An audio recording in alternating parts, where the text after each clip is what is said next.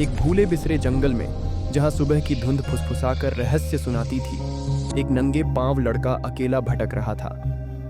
जब तक कि किस्मत ने उसके हाथों में समय नहीं सौंपा। मोमबत्ती की टिमटिमाती रोशनी में वो चुपचाप काम करता रहा। छोटी उंगलियां पुराने गियर जोड़ती रहीं और एक चिंगारी के साथ बीता हुआ कल फिर से सांस लेने लगा। समय झपका, पानी की बूंद वापस गई। लो, फिर से चल उठी। और उसी पल लड़के ने चमत्कार को महसूस किया। 10 सेकंड ही काफी थे, गिरते को रोकने, एक क्षण को दोबारा लिखने और एक जीवन को बचाने के लिए। पहियों की आवाज, दौड़ते पंजे। लेकिन लड़के ने समय को उलट दिया और समय ने उसकी बात मानी। आंधियां उलट गईं, खेतों में फसलें लौट आईं। हर सुनहरी उलटफेर में उसने उम्मीद को दोबारा बो दिया। गांव वाले इकट्ठा हुए, रोटियां बांटी गईं, मुस्कानें लौटी। जिस लड़के के पास कुछ नहीं था, उसने सब कुछ दे दिया, पर हर पल को वापस नहीं लाया जा सकता। उस रात माँ के पास बैठकर उसने बस समय को जाते हुए देखा।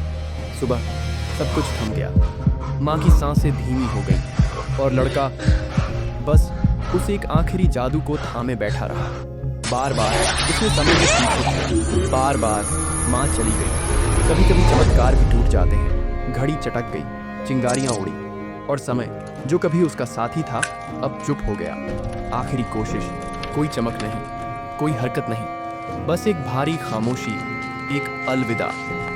अब किसी औजार की तरह नहीं, बल्कि एक याद की तरह उसने घड़ी को मिट्टी में दफनाया, एक चुप्पी में कहे गए विदा की तरह। और तभी गांव के दिल से एक भूली हुई आवाज आई, टिक, फिर एक और।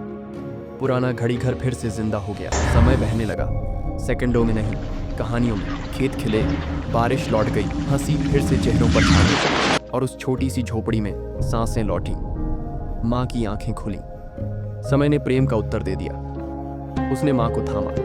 कोई शब्द नहीं, जरूरत भी नहीं थी। प्रेम ने सब कुछ कह दिया। गांव वाले सुनहरी रोशनी के नीचे खड़े थे, चुपचाप, आश्चर्य में। किसी को नहीं पता था कि कैसे, लेकिन सब जानते थे क्यों। दया समय को लौटा सकती है, भले ही दुनिया भूल जाए। क्या आप समय को किसी अपने के लिए वापस लाना चाहेंगे?